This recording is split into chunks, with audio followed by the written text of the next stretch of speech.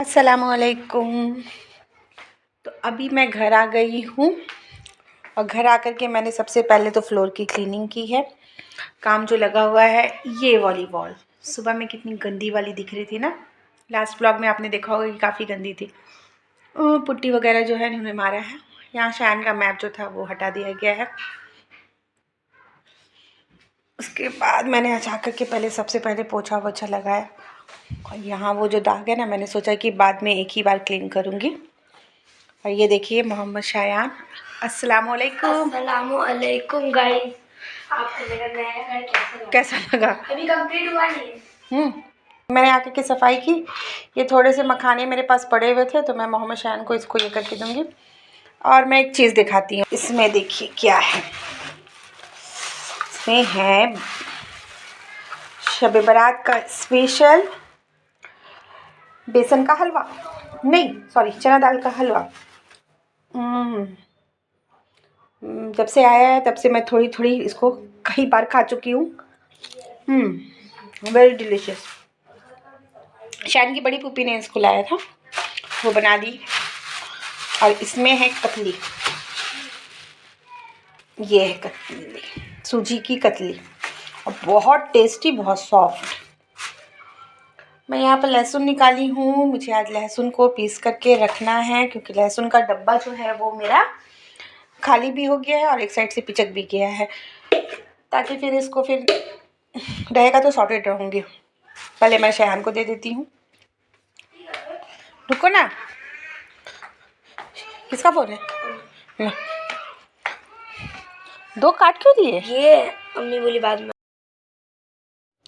तो जी कॉलेज से आने के बाद सारी साफ़ सफाई करने के बाद थोड़ा बहुत स्नैकिंग करने के बाद फिर मैं आ जाती हूँ किचन में।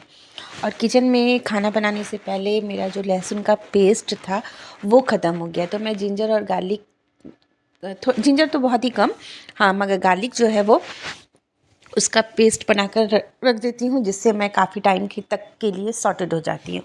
तो यहाँ पर ये जो मेरा बॉक्स है ना वहाँ पर, हाँ, तो ये जो डब्बा है मैंने इसमें भर करके रख दूँगी।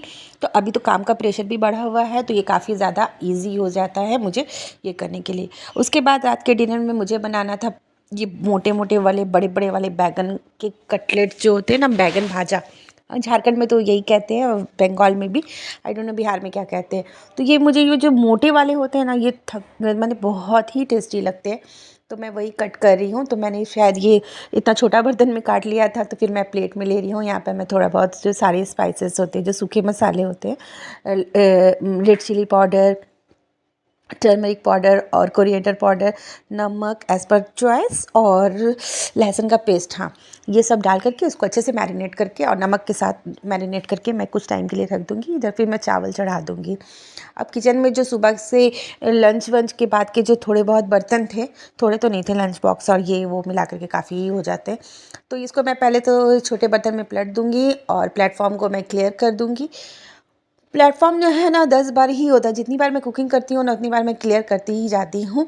तो ये करने के बाद मेरे कुछ बर्तन थे तो मैंने फटाफट से उनको धोया। बर्तन धोने का मेरा सिंपल सा प्रोसेस यही है कि मैं सारे बर्तनों की जूठन को पहले मैं क्लियर कर देती हूँ, क्योंकि मुझे डायरेक्ट ऐसे लगाना समझ में नहीं आता।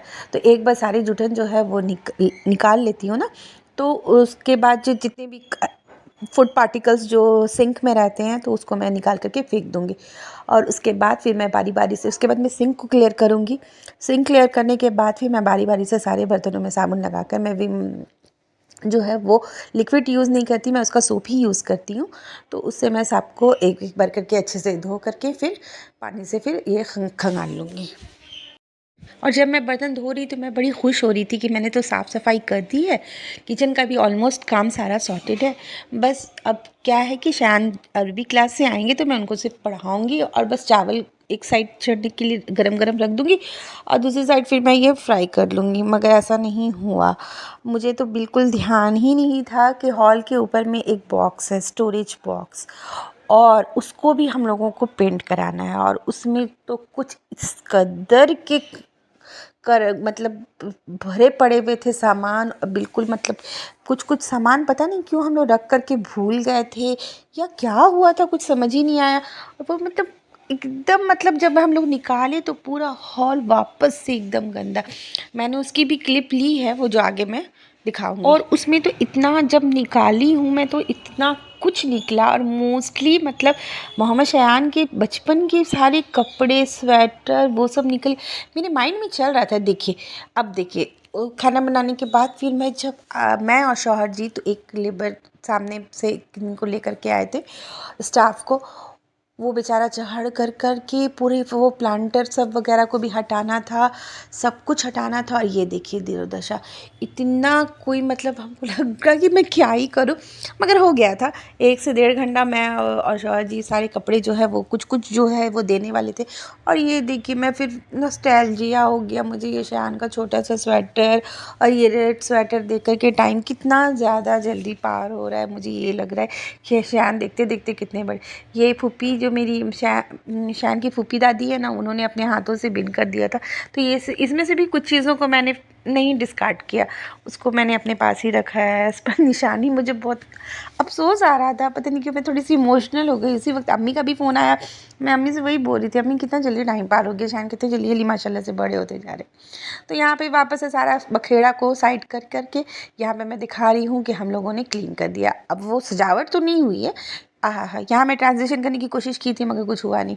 और ये सारे कचरे जो है मैं यहाँ पर रख दी हूँ, ये सुबह में जब आएंगे सफाई करने वाले तो वो लोग इसको हटा देंगे।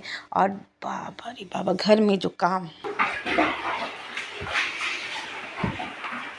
Shanaya, hi guys.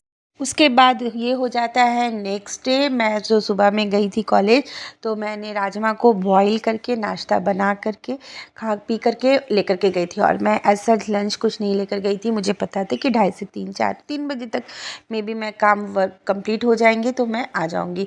तो मैं आकर के यहाँ पर बड़ा ही यम्मी सा ये जो है ना राजमा बनाया और गरम गरम चावल बनाया और बड़े मस्त होके मैंने और शयान ने अपना लंच किया।